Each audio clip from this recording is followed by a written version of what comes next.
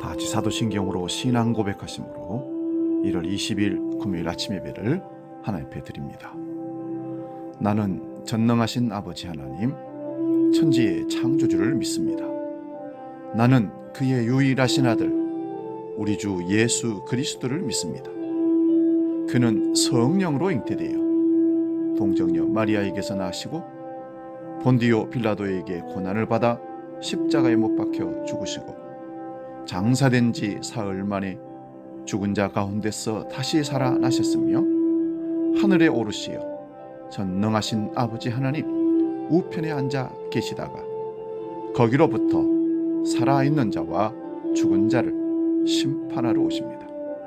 나는 성령을 믿으며 거룩한 공교회와 성도의 교제와 죄를 용서받는 것과 몸의 부활과 영생을 믿습니다. 아멘.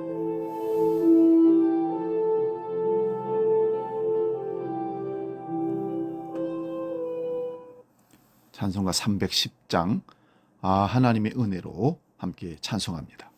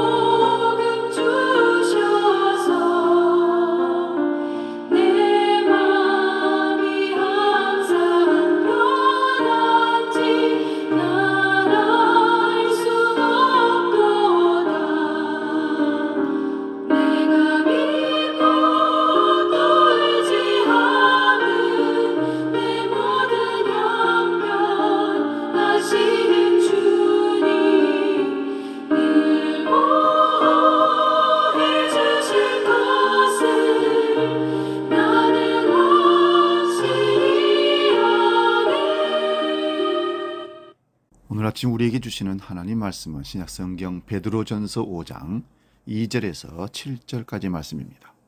신약성경 382면에 있습니다. 베드로전서 5장 2절에서 7절 말씀 봉독할 때에 살아계신 주님의 음성을 들을 수 있기 바랍니다. 베드로전서 5장 2절에서 7절 지금 봉독합니다. 너희 중에 있는 하나님의 양 무리를 치되 억지로 하지 말고 하나님의 뜻을 따라 자원함으로 하며 더러운 이득을 위하여 하지 말고 기꺼이 하며 맡은 자들에게 주장하는 자세를 하지 말고 양무리의 본이 들어 그리하면 목자장이 나타나실 때에 시들지 아니하는 영광의 관을 얻으리라. 젊은 자들아 이와 같이 장로들에게 순종하고 다 서로 겸손으로 허리를 동이라. 하나님은 교만한 자를 대적하시되 겸손한 자들에게는 은혜를 주시느니라. 그러므로 하나님의 전능하신 손 아래에서 겸손하라. 때가 되면 너희를 높이시리라. 너희 염려를 다 주께 맡기라. 이는 그가 너희를 돌보심이라. 아멘. 오늘 봉독한 말씀으로 보기만 해도 행복한 사람, 이런 제목을 잡고 은혜를 나눕니다. 여러분, 행복은 어디서 오는 것일까요? 이 물음 자체가 사실 잘못된 것입니다. 행복은 내 속의 만족감의 표현이라고 보기 때문에 그렇습니다.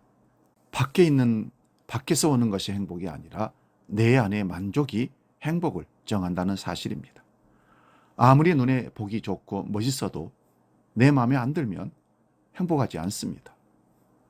그래서 다른 사람들은 만족스럽게 안 보여도 내 마음이 만족하면 나의 행복인 것입니다. 우리가 항상 불행하다고 느끼는 이유는 행복이 밖으로부터 온다고 착각하기 때문입니다. 그러나 행복은 내 마음 안에 있다는 사실을 꼭 알아야 합니다. 그럴 때 자기를 사랑할 수 있고 하나님이 두고 보시기에도 아까울 정도의 사람이 되는 것입니다. 이런 사람이 다른 이들을 행복하게 만들어줄 수도 있는 것입니다. 사람을 감동시키는 사람이 있습니다. 믿음이 가는 사람을 보면 마음이 움직입니다. 신뢰할 수 있는 사람을 보면 감동을 받습니다. 감동이 되면 마음이 열립니다. 인간관계는 서로 신뢰로 말미암아 이루어진 관계입니다. 믿음이 가야 깊은 인간관계를 맺을 수가 있는 것입니다. 데살로니가전서 2장 11절에 바울과 성도들과의 관계를 보면 이렇게 기록하고 있습니다. 너희도 아는 바와 같이 우리가 너희 각 사람에게 아비가 자기 자녀에게 하듯 권면하고 위로하고 경계하노라. 성도와 목회자 바울 사이의 깊은 신뢰는 서로의 마음을 감동시킵니다. 바울은 성도를 위해 목숨까지 줄 생각을 가지고 늘 성도들을 보살펴 하나님의 일들을 감당했던 것입니다. 성도들은 사도 바울의 한마디 한마디를 하나님 말씀으로 받들어 순종했습니다. 바울은 성도들 생각만 해도 기쁨이 솟구쳤다고 말합니다. 성도들은 바울을 생각만 해도 행복해졌다고 말합니다. 바울을 위해 기도하는 것이 즐겁습니다. 바울을 돕는 일에는 아까울 것이 없었다는 것입니다. 바울의 인간관계는 서로 믿고 사랑하고 의지하는 관계였다는 것입니다. 생각만 해도 좋은 사람이 있습니다. 기다림이 도리어 행복해지는 사람도 있습니다. 위로받고 편안한 사람이 있습니다. 용기와 힘을 얻는 사람이 있습니다. 여러분, 전도할 때 죄에 대하여, 구원에 대하여 자세히 설명하고 외치는 것보다 좋은 인간관계로 얻어지는 전도의 경우가 많다는 사실입니다. 이게 관계 전도라는 사실입니다. 먼저 신뢰관계를 쌓고 인간관계가 좋아졌을 때 죄에 대하여, 구원에 대하여 복음을 선포했을 때 그들이 나를 신뢰함으로 내가 전하는 복음 메시지를 믿고 따라올 수가 있는 것입니다. 여러분은 어떤 사람입니까? 사람을 움직이는 것은 돈이 아닙니다. 권력도 아니라는 사실입니다. 사랑의 관계가 서로의 마음을 움직입니다. 영적으로 교제하는 은혜의 관계가 있어야 감동을 줄 수가 있습니다.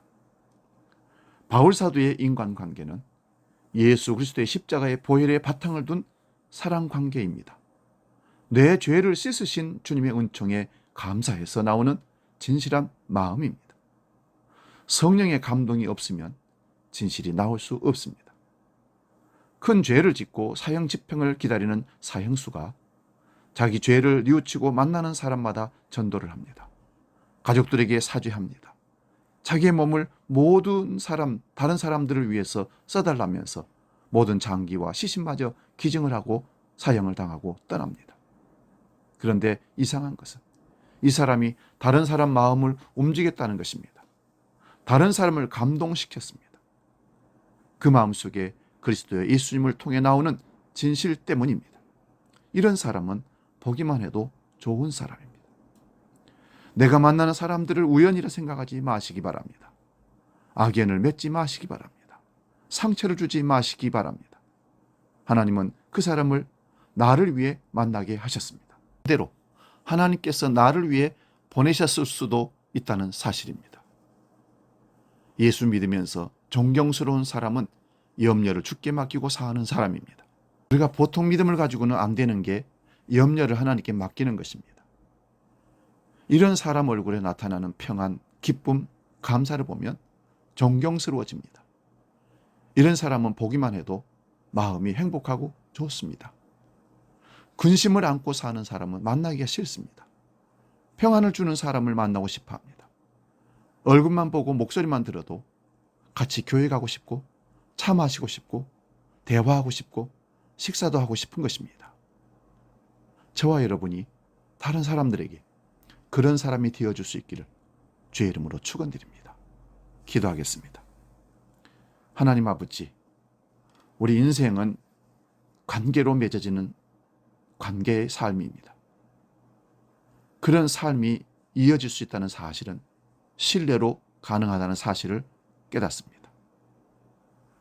아름다운 신뢰의 관계가 되어질 때 마음을 나누고 삶을 나눈 것입니다. 그래서 우리는 보기만 해도 행복한 사람이 될 수 있는 것입니다. 이것을 배운 우리가 이제 하나님이 두고 보시기에도 아까울 사람으로 먼저는 나를 사랑하고 나의 행복을 통해서 다른 사람과 사랑의 관계를 깊이 맺어감으로써 예수 그리스도의 복음을 전하고 하나님을 심어주는 하나님의 사람들 되게 하여 주시옵소서. 그리하여 주님께서 마지막 떠나시면서 우리에게 주신 지상명령을 완수하는 우리 모두가 사명자가 되게 해 주시옵소서. 이제 주기도를 함께 기도합니다. 하늘에 계신 우리 아버지, 아버지의 이름을 거룩하게 하시며 아버지의 나라가 오게 하시며 아버지의 뜻이 하늘에서와 같이 땅에서도 이루어지게 하소서. 오늘 우리에게 일용할 양식을 주시고 우리가 우리에게 잘못한 사람을 용서하여 준 것 같이 우리 죄를 용서하여 주시고 우리를 시험에 빠지지 않게 하시고 악에서 구하소서. 나라와 권능과 영광이 영원히 아버지의 것입니다. 아멘.